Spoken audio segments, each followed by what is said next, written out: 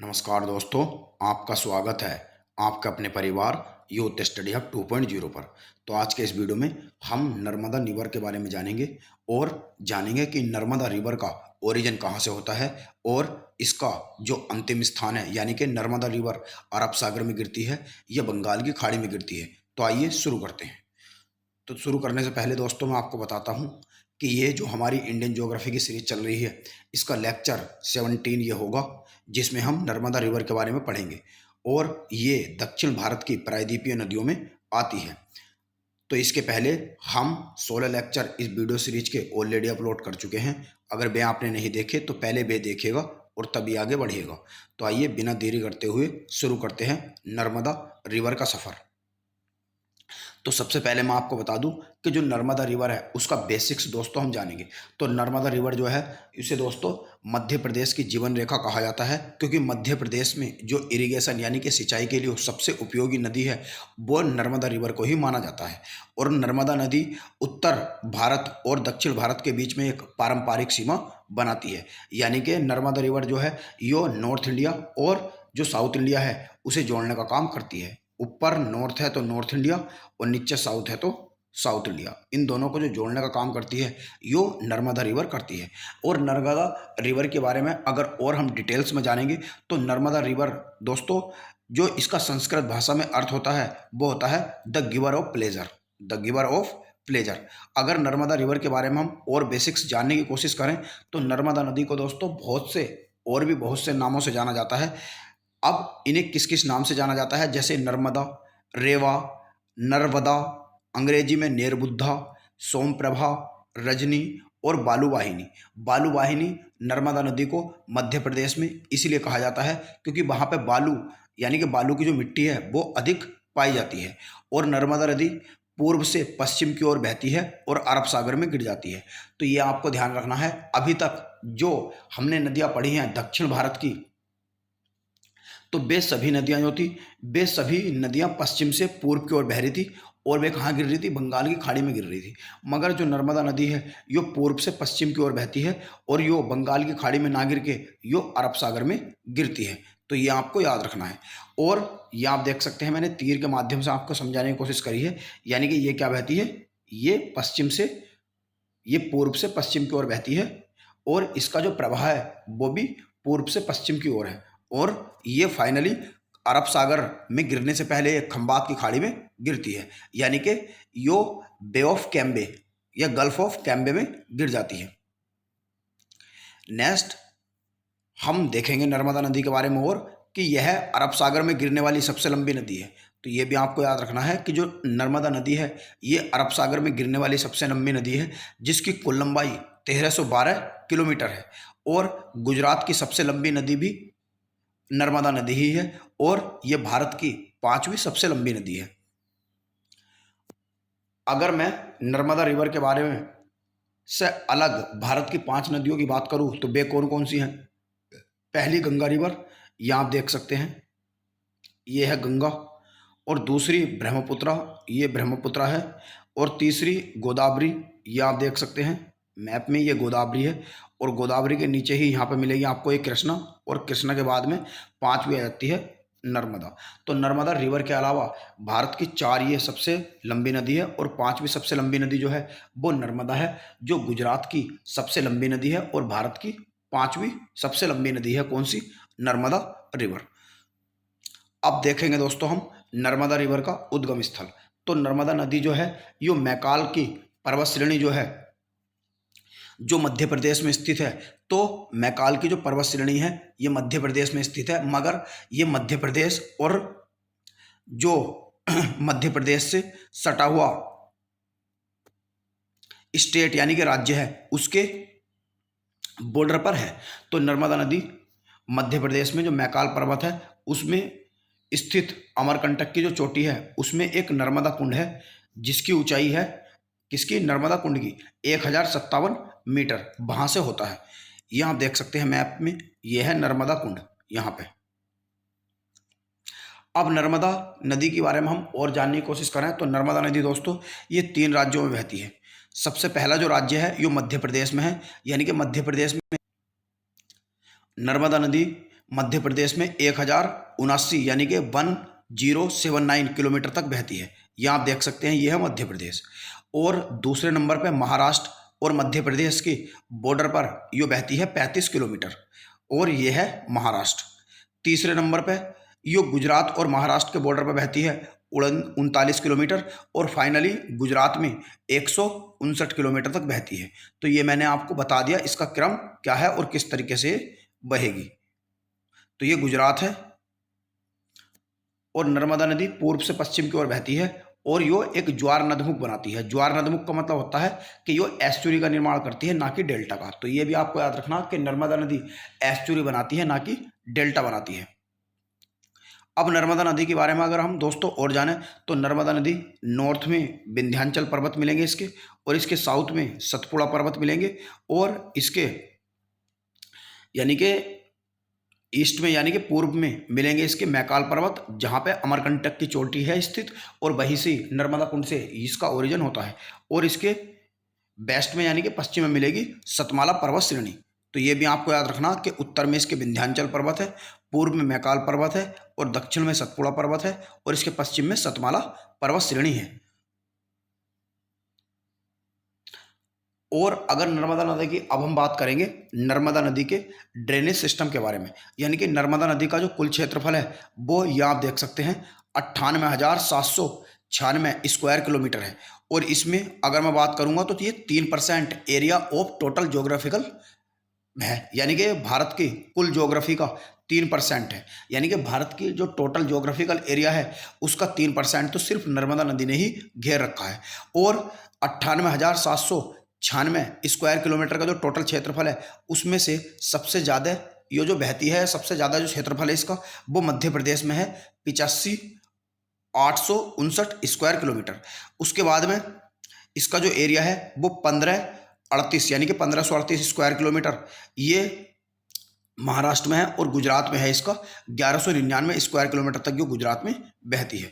तो इसका ये था ड्रेनेज सिस्टम। अब हम इसके बात करेंगे कुल सहायक नदियों की। तो इसकी टोटल सहायक नदियाँ 41 है, किसकी? नर्मदा नदी की, जिसमें बाएं तट पर 19 है और दाएं तट पर कितनी है? 22 है। और नर्मदा नदी पर स्थित जो जलप्रपात है वे 2 जलप्रपात हैं, एक तो कपिलधारा जलप्रपात और एक धुंधार जलप्रपात। यानी कि धुंधार जलप्रपात जो है वो भी नर्मदा नदी पर स्थित है, और कपिलधारा जो जलप्रपात है ये भी नर्मदा नदी पर स्थित है। अभी इसकी सहायक नदियां दाएं तट पर और बाएं तट पर कौन कौन सी हैं, इनके नाम से और मैप से हम अभी देखने की कोशिश करेंगे। मगर अभी के लिए आप ये देख लो कि नर्मदा नदी पर जो स्थित शहर है वे कौन से हैं। तो नर्मदा नदी पर एक ही शहर स्थित है, जबलपुर, और इसे आप ट्रिक के माध्यम से भी याद रख सकते हैं, जब देखो जबलपुर, या सॉरी जब देखो नर्मदा। जब का मतलब है जबलपुर और नर का मतलब है नर्मदा का मतलब है नर्मदा। तो नर्मदा नदी के किनारे पर स्थित है जबलपुर शहर। अब हम नर्मदा नदी और उसकी सहायक नदियों को पढ़ेंगे। तो दोस्तों नर्मदा नदी और उसकी जो सहायक नदी हैं उसे हम 2 भागों में बांट सकते हैं, क्योंकि नर्मदा नदी की जो सहायक नदियां हैं और इसके पहले जितनी भी हम दक्षिण भारत की नदियां पढ़ चुके हैं उन्हें हम 2 भागों में बांटकर पढ़ रहे हैं, क्योंकि इससे पढ़ने में आसानी रहेगी। एक तो दाएं तट पर बहने वाली नदियाँ और एक बाएं तट पर बहने वाली नदियाँ। तो बाएं तट पर बहने वाली जो नदियाँ हैं वे आप देख सकते हैं, जो मेन है वे आपको पढ़ाऊंगा, क्योंकि बाएं तट पर तो वैसे टोटल 19 है और दाएं तट पर 22 है, तो इतनी सारी तो याद करना बहुत मुश्किल है। मगर आपको जो मेन है, जो एग्जाम में आने की संभावना है, जो एग्जाम की दृष्टि से इंपॉर्टेंट है, वे हम पढ़ेंगे। जैसे बाएं तट पर बहने वाली नदी हिरन नदी, कोलोर नदी, बरना नदी है, और दाएं तट पर बंजर नदी, शेर नदी, दूधी नदी और तवा नदी है। तो अब जानेंगे हम नर्मदा नदी का टोटल प्रवाह मार्ग, यानी कि कहाँ से निकलती है, इसकी कौन सी नदी कहाँ पे स्थित है, और इसकी जो सहायक नदियाँ हैं वे बाएं तट पर और दाएं तट पर कहाँ कहाँ से है, और उनका ओरिजिन कहाँ कहाँ से है, और कौन से जलप्रपात और कौन से शहर और कौन से बांध नर्मदा नदी और उसकी सहायक नदियों पर स्थित है। तो ये है दोस्तों। अब हम शुरू करते हैं नर्मदा नदी की सहायक नदियों का सफ़र। तो सबसे पहले मैं आपको बता दूं, इसका जो ओरिजिन होता है ये नर्मदा कुंड से होता है, जो मध्य प्रदेश के अमरकंटक में स्थित है, और ये 1057 किलोमीटर की ऊंचाई पर स्थित है, और वहीं से इसका ओरिजिन होता है। सॉरी 1057 किलोमीटर नहीं, मीटर की। और जब ये मध्य प्रदेश में बहती है तो ये आप देख सकते हैं 1079 यानी कि 1079 है दोस्तों ये। तो यहाँ पे बहती है, और उसके बाद में ये यहाँ पे कपिलधारा जो जलप्रपात है इस पे यहाँ पे स्थित है। अब हम बाएं तट पर देखेंगे पहले, यानी कि पहले बाएं तट पर, और जब ये आगे चलती है तो बाएं तट पर इस पे ये कांडले जिले में मिल जाती है, और कांडले जिले से आगे चलकर जो जबलपुर है वो इसी के किनारे पर स्थित है, और जबलपुर के पास में ही धुंधार जलप्रपात इसी पे स्थित है। उसके बाद में मैग्नीशियम और जो बेसाल्ट के पत्थर हैं वे जबलपुर से आगे इस नदी के किनारे पर बहुत सारे हैं, और यहाँ पे फिर यो बरना नदी जो है वो बरना नदी इसमें मिल जाती है नर्मदा नदी में, और इसके पास बाद में इंदिरा सागर जो बांध है वो भी इसी पे, जो खंडवा जिला है उसके पास में ही इंदिरा सागर बांध नर्मदा नदी के किनारे पर स्थित है। उसके बाद में जो कोलोर नदी है जो मध्य प्रदेश में ही बहती है और मध्य प्रदेश में ही नर्मदा नदी से मिल जाती है। उसके बाद में जो हिरन नदी है वो आती है मध्य प्रदेश से ही, और ये मध्य प्रदेश में ही मध्य प्रदेश और बाद में महाराष्ट्र के बॉर्डर पे वो मिल जाती है, और ये मध्य प्रदेश जो मध्य प्रदेश और महाराष्ट्र की सीमा पे 74 किलोमीटर वहाँ पे ही ये मिल जाती है। उसके बाद में हिरन नदी भी मध्य प्रदेश में, वो सॉरी हिरन नदी जो है यो महाराष्ट्र और मध्य प्रदेश के बॉर्डर पर ही नर्मदा नदी पर मिल जाती है। और बाद में जो सरदार सरोवर बांध है, सरदार सरोवर बांध भी इसी पर ही स्थित है, और ये बाद में फाइनली खंबात की खाड़ी में गिरते हुए अरब सागर में गिर जाती है। अब हम पढ़ेंगे दाएं तट पर बहने वाली नदियां। तो दाएं तट पर बहने वाली नदियां, सबसे पहली है इसकी बंजर नदी। जो बंजर नदी है यो छत्तीसगढ़ के बंजरपुर में स्थित है, यानी कि वहां से इसका ओरिजिन होता है, और ये मध्य प्रदेश में जाकर नर्मदा नदी से मिल जाती है। जैसे कि मैंने आपको बताया था, इसका ड्रेनेज सिस्टम की अगर मैं बात करूंगा तो वैसे तो ये दोस्तों 3 राज्यों में बहती है, यानी कि मध्य प्रदेश, गुजरात और महाराष्ट्र, मगर इसका जो ड्रेनेज सिस्टम है, यानी कि इसके ड्रेनेज सिस्टम का मतलब होता है दोस्तों, जो नर्मदा नदी का पानी है वो छत्तीसगढ़ में भी पिया जाता है, या इसके पानी का उपयोग छत्तीसगढ़ में भी किया जाता है। तो आप कह सकते हैं कि छत्तीसगढ़ में नर्मदा नदी तो नहीं बहती, मगर इसकी जो एक सहायक नदी है बंजर नदी वो बहती है, और वो मध्य प्रदेश में जाकर कृष्ण नदी से मिल जाती है, यानी कि जो गंडला जिला है वहां पे। उसके बाद में बरगी नदी यहीं पर स्थित है, बरगी बांध जबलपुर से पीछे नर्मदा नदी पर स्थित है। उसके बाद में जो शेर नदी है वो मध्य प्रदेश से निकलकर मध्य प्रदेश में ही नर्मदा नदी से मिल जाती है। उसके बाद में इसके आगे शक्कर नदी, ये शक्कर नदी नर्मदा नदी से मिलती है। उसके बाद में दूधी नदी और तवा नदी भी खंडवा जिले के पास में ही मध्य प्रदेश में ये नर्मदा नदी से मिल जाती है। उसके बाद में जो ओमकारेश्वर बांध है, तो ओमकारेश्वर बांध जो है जो खांडवा जिला है वहाँ पर स्थित है नर्मदा नदी पर किनारे। उसके बाद में ये गुजरात और महाराष्ट्र की सीमा बनाते हुए फाइनली खंबात की खाड़ी में गिर जाती है। तो ये थी दोस्तों इसकी सहायक नदी बाएं तट और दाएं तट पर बहने वाली। अब हम पढ़ेंगे नर्मदा नदी पर से संबंधित रिलेटेड प्रश्न, और इसके बाद में हम एक टेस्ट भी लगाएंगे। सबसे पहला क्वेश्चन है, नर्मदा नदी किन पर्वत श्रृंखलाओं के बीच में बहती है? तो नर्मदा नदी के ऊपर सतपुड़ा पर्वत है, ऊपर विंध्याचल पर्वत है, यानी कि ये दोस्तों है नर्मदा रिवर, तो इसके ऊपर तो विंध्याचल पर्वत है और नीचे है सतपुड़ा पर्वत। तो विंध्याचल और सतपुड़ा के बीच में बहती है कौन सी नदी? नर्मदा नदी। नेक्स्ट है, इन पश्चिमी वाहिनी नदियों में से कौन सी 2 पर्वत श्रृंखलाओं के बीच में बहती है? तो मैंने बताया नर्मदा नदी। नेक्स्ट है, कौन सी नदी रिफ्ट घाटी या भ्रंश द्रोणी से होकर बहती है? तो ये भी है नर्मदा नदी, जो नर्मदा घाटी से ही बहती है। नेक्स्ट है, नर्मदा नदी कहाँ पर जाकर गिरती है? तो ये खंबात की खाड़ी में गिर जाती है, या आप कह सकते हैं अरब सागर में गिर जाती है। नेक्स्ट है, नर्मदा घाटी उदाहरण है? तो नर्मदा घाटी जो उदाहरण है यो है भ्रंश घाटी का।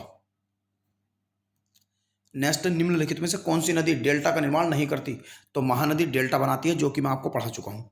गोदावरी भी और कावेरी भी। कावेरी हमने नहीं पढ़ी, मगर गोदावरी और जो महानदी है वे हमने पढ़ ली है। दोनों डेल्टा बनाती हैं, और कावेरी नदी भी डेल्टा बनाती है, मगर नर्मदा नदी डेल्टा न बनाकर यो एस्चुरी का फॉर्मेशन करती है। नेक्स्ट, निम्नलिखित में से कौन सा जनपद नर्मदा बेसिन का भाग है? तो नर्मदा नदी का जो बेसिन का भाग है वो है रायपुर। नेक्स्ट क्वेश्चन है, सोन कोमन नर्मदा और महानदी निकलती हैं? तो ये अमरकंटक से ही निकलती हैं। नेक्स्ट है, अमरकंटक से कौन सी नदी का स्रोत है? तो नर्मदा नदी का स्रोत है। निम्नलिखित में से कौन सी नदी पश्चिम की ओर बहती है? तो ये बहती है नर्मदा नदी, पूर्व से पश्चिम। तो दोस्तों आज के इस वीडियो में इतना ही। हम मिलते हैं आपसे अगले एपिसोड में। अगर वीडियो पसंद आया हो तो चैनल को सब्सक्राइब करें और वीडियो को लाइक करके अपने फ्रेंड्स के साथ हमें चैनल को सपोर्ट कर सकते हैं सब्सक्राइब करके।